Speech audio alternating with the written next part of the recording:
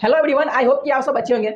दोस्तों, इसके पिछले वीडियो में हमने क्लास 10 का जो साइंस है इसका चैप्टर 4 जिसका नाम है कार्बन एवं उसके यौगिक, इसका जो भी हमारा चैप्टर के अंदर जैसे टॉपिक था, टॉपिक के अंदर जितने भी क्वेश्चन थे उसके हमने सॉल्यूशन को देख लिया था पिछले 2 पार्ट के वीडियो में। ठीक है, पिछले 2 वीडियो में देख लेता, अगर आपने उसको नहीं देखा है तो जाकर देख सकते हैं। आज के अपने इस वीडियो में हम इसी चैप्टर का यानी चैप्टर 4 का ही क्या करेंगे कि जो अभ्यास में क्वेश्चन आंसर बनाने के लिए दिया गया है उसके क्वेश्चन आंसर को सॉल्व करने वाले हैं अपने इस वीडियो के माध्यम से। तो चलिए वीडियो को स्टार्ट करते हैं और देखते हैं इस चैप्टर में दिए गए प्रत्येक क्वेश्चन के आंसर को और उसके थोड़ा डिटेल से आंसर करेंगे ताकि वो आपको अच्छे समझ में आ सके। ज़्यादा वीडियो बड़ा होने लगेगा तो इसका भी पार्ट 2 बन जाएगा, अगर नहीं हुआ तो बस एक ही वीडियो में कंप्लीट हो जाएगा। तो चलिए वीडियो को स्टार्ट करते हैं। अब देखिए, इस चैप्टर का हमारा जो पहला इस चैप्टर यानी अभ्यास का जो पहला क्वेश्चन है इसमें है इथेन का आणविक सूत्र C2H6 है। तो इसमें ऑप्शन ए दिया है 6 सहसंयोजक आबंध है, फिर बी में है 7 सहसंयोजक आबंध है, फिर सी में है 8 सहसंयोजक आबंध है और डी में है 9 सहसंयोजक आबंध है। अब यहाँ पे देखिए आपको यहाँ पर ये चीज़ ध्यान देना है कि यहाँ पर ये इलेक्ट्रॉन या फिर संयोजी इलेक्ट्रॉन की बात नहीं कर रहा है, बल्कि 2 इलेक्ट्रॉन मिल करके यानी एक कार्बन का और एक हाइड्रोजन का मिलने के बाद कितना ये लाइन बना रहा है यानी कि आबंध बना रहा है। अगर इसका आपने स्ट्रक्चर देखा हुआ तो कुछ इस तरह से होता है, जैसे ये कार्बन हो गया तो इस तरह से ऊपर तीनों तरफ हाइड्रोजन, फिर से आ गया सामने कार्बन और फिर से इसमें तीनों तरफ से हाइड्रोजन। तो ये लाइन कितने हैं यानी सहसंयोजक आबंध इसको कहते हैं, लाइन को कहते हैं। तो 1 2 3 4 5 6 7 लाइन है, यानी कि इसमें C2H6 में इसका सहसंयोजक आबंध कितने हैं तो वो है 7। ठीक है, तो ऑप्शन नंबर बी इसका क्या है, सही है। अब इसके बाद देखिए नेक्स्ट हमारा क्वेश्चन है बी नंबर में ब्यूटेनॉन चतुर कार्बन यौगिक है जिसका प्रकार्यात्मक समूह यानी कि ब्यूटेनॉन जो है ये किस ग्रुप के अंतर्गत आता है। ऑप्शन ए है कार्बोक्सिलिक अम्ल, इसमें नहीं आता है। बी नंबर में है एल्डिहाइड, इस ग्रुप में भी ब्यूटेनॉन नहीं शामिल है। फिर देखिए सी में है कीटोन के ग्रुप से ही आता है ब्यूटेनॉन। ठीक है, यानी ब्यूटेनॉन चतुर कार्बन यौगिक इसका जो प्रकार्यात्मक समूह किस समूह में है तो वो है कीटोन के समूह में। ठीक है, ऑप्शन नंबर सी इसका सही है। 3 नंबर क्वेश्चन है हमारा, खाना बनाते समय यदि बर्तन की तली बाहर से काली हो रही है तो इसका मतलब है कि यानी जब खाना बनता है तो पैंदी में लगता है ना कालिक, तो वो कालिक कब लगता है। आपने एक चीज़ देखा होगा, जब हम किसी लकड़ी पे अगर खाना बनाते हैं तो इसमें कालिक ज़्यादा लगता है। वहीं पे अगर हम किसी गैस के हेल्प से गैस सिलेंडर के हेल्प से अगर हम खाना बनाते हैं, जो LPG होता है लिक्विड पेट्रोलियम गैस, उसमें उतना स्याही नहीं लगता है। तो ऐसा क्यों होता है, तो ऐसा इसलिए होता है क्योंकि जलावन वाला में जो है ना उसमें बहुत सारी अदर गैस होते हैं और इसके साथ ही उसमें जलवाष्प होते हैं जिसके वजह से वो अच्छा से जल नहीं पाता है, तो उसमें कालिक ज़्यादा लगता है। वहीं पे अगर हम गैस का यूज़ करते हैं तो वो पूरे तरह से जलता है जिसके वजह से उसमें कालिक कम लगता है। खैर देखिए यहाँ पे दिया ऑप्शन में भोजन पूरी तरह से पका नहीं है, इसका कोई लॉजिक ही नहीं बनता है, तो ए नंबर तो सही है नहीं। 2 नंबर में ईंधन पूरी तरह से नहीं जल रहा है, तो यही सही है। यानी कि जो भी हम जलाने में जलावन के रूप में यूज कर रहे हैं, ठीक है, वो पूरी तरह से नहीं जल रहा है जिसके वजह से जो बर्तन है उसके पैंदी पर क्या है, कालिक लगता है।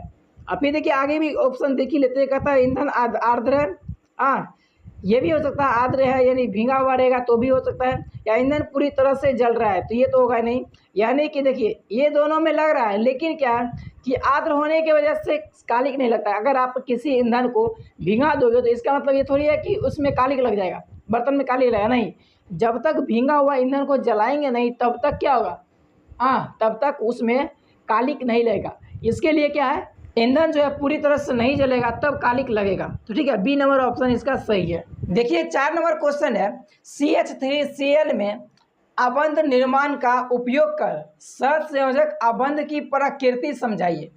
यानी कि जो CH3Cl है, ठीक है, इसमें हम जब इसका इलेक्ट्रॉन बिंदु संरचना खींचते हैं तो उसमें जो आबंध बनता है उसके बारे में ये पूछ रहा है। ठीक है, और साथ ही साथ उस आबंध की क्या खासियत है या उसके क्या विशेषता है इसके बारे में हमें बताने के लिए कह रहा है। तो देखिए यहाँ पे है कार्बन परमाणु में संयोजी इलेक्ट्रॉन की संख्या 4 है। ये तो पता है ना, कार्बन में इसका अगर आपने इलेक्ट्रॉनिक विन्यास देखा होगा तो उसमें जितने भी कक्षा होते हैं तो कार्बन उसमें क्या होता है, बाहरी कक्षा में जो कि हम संयोजी इलेक्ट्रॉन कहते हैं बाहरी कक्षा के इलेक्ट्रॉन को, तो उसकी संख्या 4 होता है। क्योंकि कार्बन का परमाणु संख्या 6 है तो यहाँ पे जो बाहरी कक्षा में है वो 4 आता है, क्योंकि पहली कक्षा में 2 इलेक्ट्रॉन और दूसरी कक्षा में 4 इलेक्ट्रॉन होता है। खैर ये सब को भी हम आगे मतलब देखेंगे नहीं, ठीक है, देखेंगे नहीं, क्योंकि इसके पीछे आपने ऑलरेडी ये पढ़ा है कि किसके मतलब कक्षा में कितने इलेक्ट्रॉन होते हैं और किसको हम संयोजी इलेक्ट्रॉन कहते हैं। हम इसके आंसर को देखते हैं इस वीडियो में, ठीक है, यानी इस क्वेश्चन के आंसर को देखिए। कहता है कार्बन परमाणु में संयोजी इलेक्ट्रॉन की संख्या 4 है, हाइड्रोजन परमाणु में संयोजी इलेक्ट्रॉन की संख्या 1 है, क्लोरीन के परमाणु में संयोजी इलेक्ट्रॉन की संख्या 7 है। तो हमें इसमें संयोजी इलेक्ट्रॉन का संख्या पता चल गया। अब इसके बाद देखिए इसका देखिए कुछ स्ट्रक्चर इस तरह से है। इसमें क्या है कि कार्बन हो गया एक परमाणु, ठीक है। अब इसमें इसके साथ 3 हाइड्रोजन जुड़ा हुआ है। तो देखिए हाइड्रोजन अपना अपना एक एक इलेक्ट्रॉन शेयर कर रहा है और इसके साथ बॉन्ड बना रहा है। और इसके बाद जो क्लोरीन है, क्लोरीन भी एक इलेक्ट्रॉन को शेयर कर रहा है कार्बन के साथ और ये भी बॉन्ड बना करके CH3Cl को निर्माण कर रहा है, ठीक है। अब इसके देखिए इसका स्ट्रक्चर कुछ इस तरह से है, ठीक है। कार्बन के साथ 3 हाइड्रोजन, 1 क्लोरीन बन गया क्या, CH3Cl। अब इसके बाद इसकी क्या सब खासियत है इसको देखते हैं। देखिए कहता है क्लोरोमेथेन यानी मेथाइल क्लोराइड जो कि CH3Cl का ही नाम है, ठीक है, के निर्माण में कार्बन अपने 4 संयोजी इलेक्ट्रॉन में से 3 इलेक्ट्रॉन को 3 हाइड्रोजन परमाणु के साथ तथा 1 इलेक्ट्रॉन को क्लोरीन के एक परमाणु के साथ साझा करता है। वहीं हाइड्रोजन के तीनों में से प्रत्येक परमाणु अपना अपना एक संयोजी इलेक्ट्रॉन कार्बन के परमाणु के साथ साझा करता है। ये चीज़ आप समझेंगे जब है ना आपको स्ट्रक्चर फिर से दिखाएंगे तब। तो चलिए स्ट्रक्चर को एक बार फिर से अध्ययन करते हैं। तो देखिए इसका कुछ ये रहा स्ट्रक्चर। इसमें क्या है कि हाइड्रोजन है, हाइड्रोजन का एक इलेक्ट्रॉन, देखिए हाइड्रोजन का एक, क्योंकि हाइड्रोजन के पास एक ही संयोजी इलेक्ट्रॉन है, ठीक है, तो ये अपना एक संयोजी इलेक्ट्रॉन कार्बन के एक संयोजी इलेक्ट्रॉन के साथ मिलाता है और इसके साथ एक बॉन्ड बना लेता है, ठीक है। फिर उसी तरीके से देखिए यहाँ पे है ये हाइड्रोजन भी सेम करता है वही काम, ये हाइड्रोजन भी सेम वही काम करता है। फिर आगे देखिए ये जो क्लोरीन है, क्लोरीन क्या करता है कि अपने 7 संयोजी इलेक्ट्रॉन में से एक इलेक्ट्रॉन कार्बन के साथ जो संयोजी इलेक्ट्रॉन है इसके साथ बॉन्ड बनाता है और ये कुछ इस तरह से जुड़ जाता है, ठीक। अब ये आपने इस पॉइंट को समझ लिया और आगे देखते हैं। तथा क्लोरीन अपना एक संयोजी इलेक्ट्रॉन कार्बन के परमाणु के साथ साझा करता है, यानी कि क्लोरीन भी जो है अपना एक ही इलेक्ट्रॉन कार्बन के साथ साझा करता है, ठीक है, और ये उसके साथ जुड़ जाता है। तो इस तरह का बॉन्ड ये बनाता है, देखिए, जिससे इन सभी परमाणुओं के बाहरी कक्षा के इलेक्ट्रॉनिक विन्यास अस्थायी हो जाता है। यानी कि जो बाहरी में जैसे क्लोरीन है, क्लोरीन के बाहरी कक्षा में 7 इलेक्ट्रॉन होता है, ठीक है, जो कि संयोजी इलेक्ट्रॉन है, उसको चाहिए 8, तो एक कार्बन से ले लिया हो गया 8, ये हो गया स्थायी। फिर हाइड्रोजन है, हाइड्रोजन में क्या होता है, देखिए इधर घसते हैं, ठीक है। हाइड्रोजन में भी क्या है कि एक ही इलेक्ट्रॉन इसके पास है, अब ये एक कार्बन के पास ले लिया, अब इसके पास भी 2 हो गया, यानी ये भी अस्थायी हो गया। तो इस तरह से तीनों हाइड्रोजन कर लेता है और ये पूरा का पूरा जितने भी उसमें ऐड होते हैं ना परमाणु, वो सब के सब क्या हो गया, अस्थायी हो चुका है, ठीक है। देखिए चूँकि क्लोरोमेथेन का निर्माण इलेक्ट्रॉन की साझेदारी से होता है, अतः इसमें बने आबंध सहसंयोजी बंध कहलाते हैं तथा इलेक्ट्रॉन की साझेदारी से बना हुआ यौगिक सहसंयोजी यौगिक कहलाता है। क्लोरोमेथेन के निर्माण में कुल 4 सहसंयोजी आबंधों का निर्माण होता है। ये सभी आबंध अस्थायी होते हैं, जितने भी मतलब उसमें सहसंयोजी आबंध बने हैं सब के सब अस्थायी है। बाकी इसमें जैसे जैसे उसमें कंपाउंड मतलब उसका इलेक्ट्रॉन शेयर होते जाता है, बंध बनते जाता है, वैसे वैसे उसका नाम भी चेंज होते जाता है। जैसे देखिए यहाँ पे है इसमें बने आबंध सहसंयोजी बंध कहलाते हैं। जो भी इसमें लाइन बना है, ठीक है, जैसे कि कार्बन के साथ कार्बन जुड़ा है, इधर हाइड्रोजन सब जुड़ा है, ठीक है, इधर क्लोरीन मतलब इधर क्लोरीन जुड़ा है, ठीक है, तो ये सब जितने भी हैं सबका सब ये जो है ये सब सहसंयोजी आबंध है। ऐसा क्यों? ऐसा इसलिए क्योंकि अपना एक इलेक्ट्रॉन ये दिया और एक इलेक्ट्रॉन ये दिया, अब दोनों ने एक एक इलेक्ट्रॉन मिलाया तो इसलिए इसमें क्या हुआ, एक बंधन बना, यानी ये हो गया सहसंयोजी आबंध हो गया। तो इसी तरह से चारों बंधन बनता है। फिर इसके बाद देखिए कहता है तथा इलेक्ट्रॉन की साझेदारी से बना हुआ यौगिक सहसंयोजी यौगिक कहलाता है। यानी ये जो यौगिक बना है क्या CH3Cl, ये जो यौगिक बना है ये सहसंयोजिक यौगिक है। क्यों? क्योंकि इलेक्ट्रॉन के साझा के करने से जो बंधन बना है उसके बारे में और उसी से ये यौगिक बना है, इसलिए इसका नाम है सहसंयोजी यौगिक। ठीक है। अब फिर एक क्लोरोमीथेन के निर्माण में कुल 4 सहसंयोजी आबंधों का निर्माण होता है, जो कि आपने गिनती कर लिया है। एक हाइड्रोजन इधर के लिए, एक इधर, एक इधर, एक क्लोरीन, तो 1 2 3 4 चार सहसंयोजी आबंध मिलकर ये यौगिक बना है। वही चीज़ कह रहा है। और ये सभी आबंध क्या है, अस्थायी होते हैं, यानी सब के सब फिक्स हो गए, क्योंकि ये सब संतुष्ट हैं। सबका जो इलेक्ट्रॉन है वो पूरा हो चुका है, सबका बंधन पूरा हो चुका है। बाहरी कक्षा का जो इलेक्ट्रॉन है उसमें जितना जरूरी था उसका रिक्वायरमेंट उतना पूरा हो चुका है, इसीलिए। ठीक है। 5 नंबर में इलेक्ट्रॉन बिंदु संरचना बनाइए। अब किसका बनाना है? तो पहले है एथेनोइक अम्ल, फिर है H2S, फिर प्रोपेनॉन और है F2। ये सब का हमें क्या करना है कि इलेक्ट्रॉन बिंदु संरचना खींचना है। तो चलिए इसके आंसर को देखते हैं। देखिए इसमें पहला जो है ये एथेनोइक अम्ल, इसमें इसका सूत्र होता है CH3COOH। ये किससे बना हुआ है ये आप कमेंट करके बताना। ठीक है। बाकी हम इसका फार्मूला बताते हैं। इसका जो मेन फार्मूला होता है वो अल्कोहल होता है, जिसका सूत्र है C2H5OH। ठीक। चलिए अब इसके स्ट्रक्चर को देखते हैं जो कि यहाँ पर बना हुआ है। देखिए ये हो गया कार्बन। ठीक है। ये कार्बन है और फिर ये भी कार्बन है जो कि नहीं लिखा हुआ है यहाँ पर, ये भी कार्बन है। ठीक है। अब ये दोनों कार्बन क्या करता है, पहले अपना एक एक इलेक्ट्रॉन शेयर करता है और इसके साथ आबंध बना लिया एक। फिर इसके बाद देखिए यहाँ पर इस कार्बन के साथ, ये जो कार्बन है इसके साथ 3 हाइड्रोजन जुड़ता है। ये सब देखिए अपना इलेक्ट्रॉन साझा करता है और ये इस तरह से बॉन्ड बना लेता है। फिर इसके बाद देखिए यहाँ पे ये जो कार्बन है, ये कार्बन आ गया बीच में, जो कि अपना एक इलेक्ट्रॉन इस कार्बन के साथ शेयर करता है। फिर इसके बाद अपना एक इलेक्ट्रॉन इस ऑक्सीजन के साथ शेयर करता है। ठीक है। और ये बनता है कुछ CO, जो कि यहाँ देखिए COH ऐसे बना लिया। और ये जो ऑक्सीजन है ये क्या करता है, 2 बॉन्ड बनाता है। दो इलेक्ट्रॉन अपना शेयर करता है कार्बन के पास, और कार्बन 2 अपना इलेक्ट्रॉन शेयर करता है ऑक्सीजन के पास, और इस तरह से यहाँ पर ये डबल बॉन्ड बन जाता है। तो ये स्ट्रक्चर है एथेनोइक अम्ल का। अब इसके बाद नेक्स्ट देखते हैं। नेक्स्ट हमारा है H2S। अब इसका देखिए स्ट्रक्चर कैसा है। तो देखिए सल्फर इसका मेन हुआ, तो सल्फर तो हो गया बीच में। ठीक है। अब ये क्या करता है कि अपने साथ 2 हाइड्रोजन को जोड़ता है और इसके लिए एक इलेक्ट्रॉन एक हाइड्रोजन के पास शेयर करता है और हाइड्रोजन भी अपना एक इलेक्ट्रॉन सल्फर के पास शेयर करता है। और सेम कंडीशन किसके साथ होता है, ये दूसरा वाला हाइड्रोजन के साथ होता है, और ये हो जाता है सूत्र H2S का स्ट्रक्चर। ठीक। अब इसके बाद है प्रोपेनॉन का, तो इसको देखते हैं। देखिए यहाँ पे प्रोपेनॉन का सूत्र होता है CH3COCH3। अब ये प्रोपेनॉन का स्ट्रक्चर देखिए कैसा है। इसमें है पहले तो भाई 2 कार्बन है। ठीक है। तो ये दोनों कार्बन जो है ये अपना यहाँ पे आ गया, एक एक इलेक्ट्रॉन शेयर किया, तो ये यहाँ पे बन गया, और एक इलेक्ट्रॉन ये भी कार्बन शेयर किया, और इस तरह से तीनों पहले लाइन में जुड़ चुका है।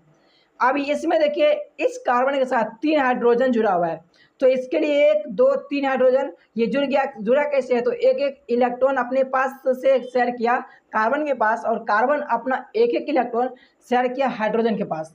इस तरह से इसके साथ ये जुड़ गया। फिर नेक्स्ट है ये कार्बन। तो ये जो कार्बन है पहले इसके साथ एक इलेक्ट्रॉन, और ये कार्बन इसके साथ एक एक इलेक्ट्रॉन को शेयर करता है और एक बॉन्ड यहाँ बना लेता है। फिर इसके साथ में जुड़ता है ऑक्सीजन। ऑक्सीजन क्या करता है कि डबल बॉन्ड के साथ इस कार्बन से जुड़ा हुआ है। तो अब यहाँ पे देखिए, यहाँ पे ऑक्सीजन जो है ये अपना 2 इलेक्ट्रॉन शेयर करता है किसके पास, कार्बन के पास, और ये कार्बन जो ये अपना 2 इलेक्ट्रॉन शेयर करता है ऑक्सीजन के पास, और इस तरह से डबल बॉन्ड के साथ यहाँ पे जुड़ता है। फिर नेक्स्ट है यहाँ पर CH3। तो इसमें देखिए कार्बन जो है ये कार्बन अपना इलेक्ट्रॉन एक शेयर करता है इसके पास, और ये कार्बन अपना इलेक्ट्रॉन एक शेयर करता है इसके पास, और देखिए इस तरह से ये बॉन्ड बना लेता है ये दोनों कार्बन। फिर इसके साथ में है H3, यानी 3 को हाइड्रोजन है। तो जैसे देखिए यहाँ पे जुड़ा हुआ है 3 हाइड्रोजन, सेम तरीका से यहाँ पर भी ये हाइड्रोजन जुड़ चुका है, और कुछ ऐसा स्ट्रक्चर है प्रोपेनॉन का। अब इसके बाद नेक्स्ट देखते हैं। अब देखिए D नंबर है हमारा F2, यानी फ्लोरीन का स्ट्रक्चर कैसा होता है। देखिए फ्लोरीन जो है इसके बाहरी कक्षा में यानी संयोजी इलेक्ट्रॉन का संख्या 7 होता है, यानी इसको ज़रूरत है एक एक इलेक्ट्रॉन का। तो यहाँ पे 2 फ्लोरीन है, तो क्या करता है कि एक जो इलेक्ट्रॉन है ये फ्लोरीन इसके पास शेयर करता है और ये फ्लोरीन जो है अपना एक इलेक्ट्रॉन इसके पास शेयर करता है और इस तरह से सिंगल बॉन्ड के साथ ये जुड़ जाता है और ये हो गया स्ट्रक्चर किसका, फ्लोरीन का।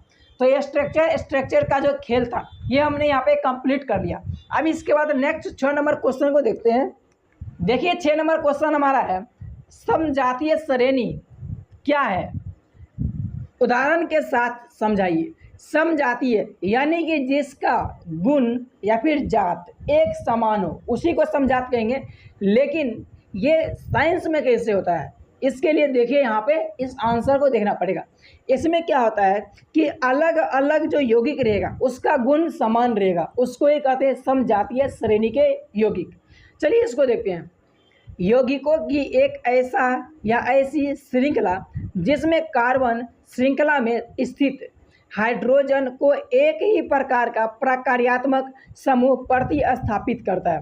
प्रकार्यात्मक मतलब ये हुआ कि एक कोई हेड होगा उसी के ग्रुप से निकले हुए सारे के सारे यौगिक होंगे, उसी को कहते हैं प्रकार्यात्मक समूह, यानी एक ही प्रकार के समूह होगा। ठीक है, प्रतिस्थापित करता है को समजातीय श्रेणी कहते हैं। एक समजातीय श्रेणी के सभी सदस्य को रासायनिक गुण समान होते हैं, यहाँ को नहीं के, रासायनिक गुण समान होते हैं। अब इसके कुछ एग्जाम्पल कहता देने के लिए उदाहरण के साथ समझाएं, तो चलिए इसके उदाहरण को भी देख लेते हैं। देखिए उदाहरण में क्या है कि सबसे पहला है भाई मेथेन, फिर इसके बाद एथेन, प्रोपेन, ब्यूटेन, ये सब समजातीय श्रेणी है। अब वो कैसे, तो देखिए इसमें क्या होता है कि इसमें कार्बन का या फिर हाइड्रोजन का बस इसका संख्या बढ़ते जाता है और ये अलग अलग यौगिक बनते जाता है। सभी का गुण एक ही समान होता है, हाँ चेंज होता है जब उसमें थोड़ा यौगिक बढ़ते जाता है घटते जाता है तब उसमें चेंज होता है, बट ये जो है ये सब के सब समजातीय श्रेणी के। अब इसी के साथ एल्कोहल जुड़ जाता है यानी OH जुड़ जाता है कुछ इस तरीके से, तो ये सब क्या, ये सब समजातीय श्रेणी के अंतर्गत ही आता है। ठीक है, तो ये हो गया एल्कोहल का, ये हो गया इसका मेन फार्मूला। ठीक है, तो इस तरह से बनता है मेथेन, एथेन, प्रोपेन, ब्यूटेन और इसके आगे भी है। ठीक है, अब देखिए हमारा ये 7 नंबर क्वेश्चन है, भौतिक एवं रासायनिक गुणधर्मों के आधार पर एथेनॉल एवं एथेनोइक अम्ल में आप कैसे अंतर करेंगे। अब यहाँ पे भौतिक एवं रासायनिक गुण के आधार पर दोनों को अंतर करना है, एथेनोइक और एथेनॉल में। ठीक है, एक चीज़ देखिए ये दोनों जो है ना, ये दोनों एक ही चीज़ से बनता है। अब वो कैसे, तो ये आप समझो। ठीक है, जो एथेनॉल होता है इसमें एक ऑक्सीजन जुड़ जाता है फिर ये बन जाता है। अब लेकिन कैसे, ये चीज़ आपको हमने पिछले वाले वीडियो में बताया, अगर नहीं देखा है तो लिंक डिस्क्रिप्शन में होगा या फिर नहीं होगा तो चैनल में जाइएगा। ठीक है, और जो इसका अध्याय का चैप्टर होगा, ठीक है, जो अध्याय में जैसे इंटरनल क्वेश्चन आंसर होगा वहाँ से देखिएगा तो आपको पता चलेगा इसका। तो देखिए यहाँ पे भौतिक गुणों में अंतर यानी भौतिक गुण के आधार पर क्या सब अंतर है। तो पहला देखिए एथेनॉल और एथेनोइक अम्ल में जो पहला है कहता है एथेनॉल का एक विशिष्ट गंध होता है, ये इसमें महक होता है, लेकिन एथेनोइक अम्ल का कोई भी गंध नहीं होता है। ठीक है, फिर इसके बाद देखिए बी नंबर हमारा क्या है, देखिए यहाँ पे बी नंबर में है एथेनॉल एक वाष्पशील द्रव है, यानी कि यह भाप बनता है, लेकिन एथेनोइक अम्ल अवाष्पशील द्रव है, इसका भाप नहीं बनता है।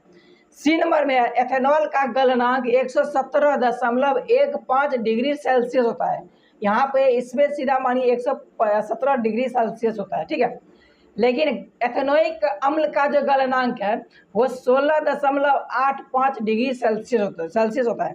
यहाँ पे देखिए जो गलनांक है वो एथेनॉल का ज़्यादा है, एथेनोइक अम्ल का कम है, लेकिन एथेनॉल का क्वथनांक 77.85 डिग्री सेल्सियस है, वहीं पे एथेनोइक अम्ल का देखिए तो जो क्वथनांक है वो है 117.85 डिग्री सेल्सियस।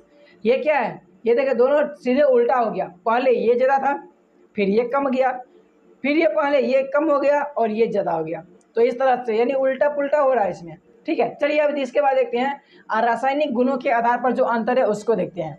अब देखिए है ये रासायनिक गुणों में अंतर, रासायनिक गुण में क्या अंतर है, पहला एथेनॉल और दूसरा एथेनोइक अम्ल में देखते हैं।